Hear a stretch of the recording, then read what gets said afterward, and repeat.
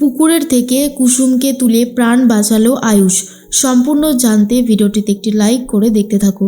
গল্পে শুরুতেই দেখা যায় যে কুসুম আজ খুব খুশি, কারণ নিজের অজান্তেই হোক বা নিজের বুদ্ধিতেই হোক সবটা সে ম্যানেজ করেছে। বিশেষ করে সে আয়ুষকে নিজের স্বামী বলেই মেনে নিয়েছিল, আর আয়ুষের জন্যই সে ব্রত পালন করেছে। আর সেই ব্রত পালন করার ঘরটা এখন সে পুকুরে বিসর্জন দিতে যাচ্ছে। এর মধ্যেই দেখা যায় যে পুকুরে বিসর্জন দিতে গিয়ে কুসুম পা হড়কে গিয়ে একদম পড়ে যায়।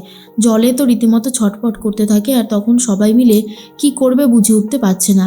এরপরে আয়ুষ তখন বলে, আরে চল ওইদিকে কুসুমদের মনে ঘট বিসর্জনও হয়ে গেল। ঈশান তখন বলে, ভাইদা আজ আমার ব্যাপক আনন্দ হচ্ছে। আমি এই অনুশ্রীদের গ্রামে এসে রীতিমতো অনুশ্রীদের সাথে রয়েছি, আর কদিন পরেই অনুশ্রী আমাদের বাড়িতে যাবে আমার বউ হয়ে। আমার তো ভাবতেই ব্যাপক অবাক লাগছে, শুধু মনে মনে ভাবছি কবে সেই দিনটা আসতে চলেছে। তখনই আয়ুষ বলে, আরে ঠিক চলেই আসবে দিনটা, তুই শুধু শুধু এত ভাবিস না তো, চল আমাদেরকে তো এক্ষুনি বেরোতে হবে। এর মধ্যেই আয়ুষ শুনতে পারে কুসুমের চিৎকার। তারপর তাড়াতাড়ি করে আয়ুষ ছুটে যায় আর গিয়ে কুসুমকে বাঁচানোর চেষ্টা করে। কুসুমকে জল থেকে টেনে তোলে আর বলে, কুসুম তুমি শুনতে পাচ্ছ? এরপর তাড়াতাড়ি করে মুখে ভাপ দিতে থাকে যাতে কুসুমের জ্ঞান ফিরে আসে। এরপর অনেকটা জল খেয়ে নেওয়ায় কুসুমের সেন্স এখনও ফিরছিল না। তার কিছুক্ষণ পরেই কুসুমের জ্ঞান ফিরে এসেছে। আয়ুষ বলে, তুমি ঠিক আছো তো? তোমার আর কোনো কষ্ট হচ্ছে না তো? তখনই কুসুম বলে, না আমি একদম ঠিক আছি। অনুশ্রী বলে, আসলে এই পুকুরটা খুব গভীর, আর সিঁড়িগুলো এতটাই স্লিপ হয়েছিল তাই হয়তো ও পড়ে গেছে। গৌরী তুমি ঠিক আছো তো? কুসুম তো তার নাম বদলে গৌরী নাম রেখেছে, সেই জন্যে গৌরী বলেই সবাই ডাকতে থাকে। এরপরে কুসুমকে নিয়ে যাওয়া হয় অনুশ্রীদের বাড়িতে। অন্যদিকে দেবলীনার সাথে কথা বলতে থাকে কাকিমণি, আর বলে, কি ব্যাপার বলো তো দেবলীনা, আয়ুষ, ঈশান, কুসুম এরা তিনজন মিলে গ্রামে কোন উদ্দেশ্য পূরণের জন্য গেল?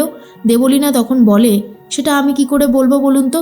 ঈশান জাহান্নামে যাক, আমার তাতে কিছুই যায় আসে না। আর আসবেই বা কেন? কারণ আমি শুধুমাত্র চাই আমার এই বাড়ির সম্পত্তিটা।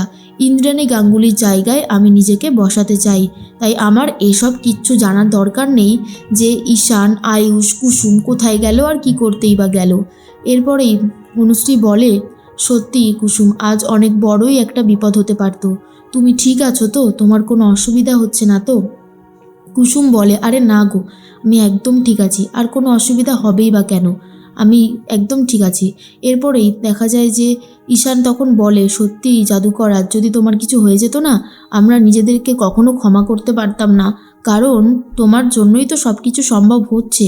তোমার যদি কিছু হয়ে যেত। কুসুম তখন বলে, আরে আমার কী বা হবে, আমি একদম পারফেক্ট আছি। এর মধ্যে ঈশান আর আয়ুষ আবারও ব্লেজার পরে নিয়েছে। তারপর একটা ফাঁকা জায়গায় চলে যায়। আর ঈশান তখন বলে, ভাইদা মাকে এখন ফোন করছি, সব ঠিকঠাক করে নে আগে ড্রেসপত্র। তখনই আয়ুষ বলে, হ্যাঁ আমি একদম ঠিক আছি, সব ঠিক করে নিয়েছি, কোনো অসুবিধা নেই। এর মধ্যেই দেখা যায় কাকিমণি ইন্দ্রাণী গাঙ্গুলিকে বলে, দিদি তোমার দুই ছেলে তোমার চোখের মণি, আর তুমিও তাদের চোখের মণি, কই তারা তো একবার তোমায় ফোন করলো না?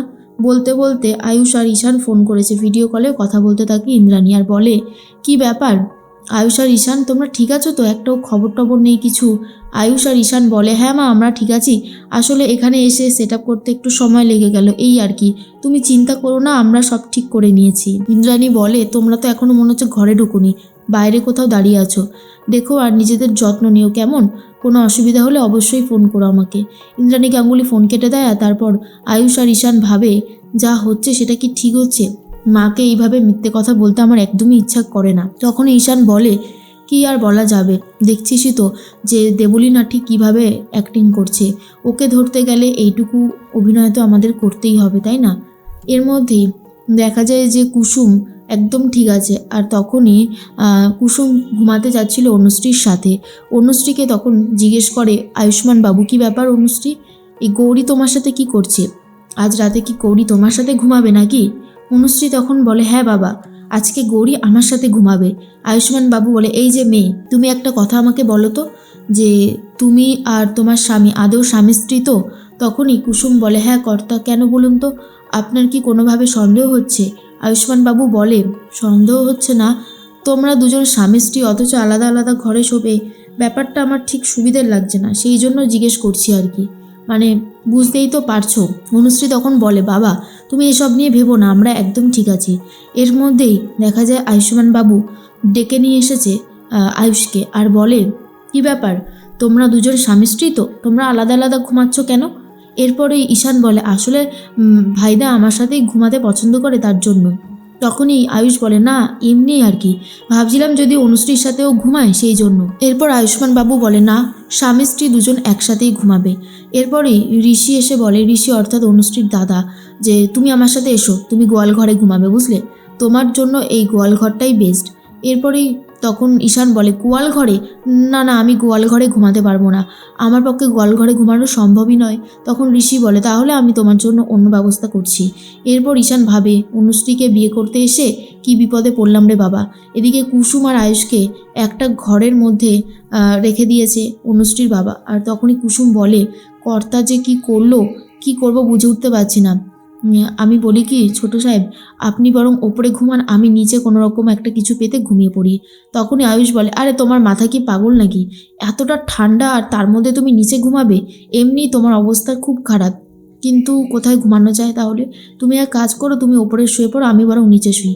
তখন কুসুম বলে, না না ছোট স্যার, এটা ঠিক হবে না, এক কাজ করুন, আপনি ওপরে ঘুমান, আমি নিচে ঘুমাই। কিন্তু আয়ুষ তখন বলে, এক কাজ করি, এই খাটটা তো মোটামুটি বড়, তুমি ওইদিকে ফিরে ঘুমাও, আমি এদিকে ফিরে ঘুমাই, তাহলেই তো হয়। তখনই কুসুম বলে, ঠিক আছে। এরপর দুজনা দুদিকে ফিরে ঘুমানোর চেষ্টা করে, কিন্তু কোনোভাবেই আর আয়ুষের ঘুম আসে না। আয়ুষ তখন ভাবে, কি করব, ঘুমই তো আসছে না। কুসুম, তুমি এক কাজ করো, তুমি আমাকে একটা গল্প বলো না গো। তখন কুসুম বলে, গল্প? আপনি এখন গল্প শুনবেন? ঠিক আছে, আমি একটা গল্প আপনাকে বলি। এরপর কুসুম আর আয়ুষ একই ঘরে একই বিছানায় গল্প করতে করতে ঘুমিয়ে পড়ে।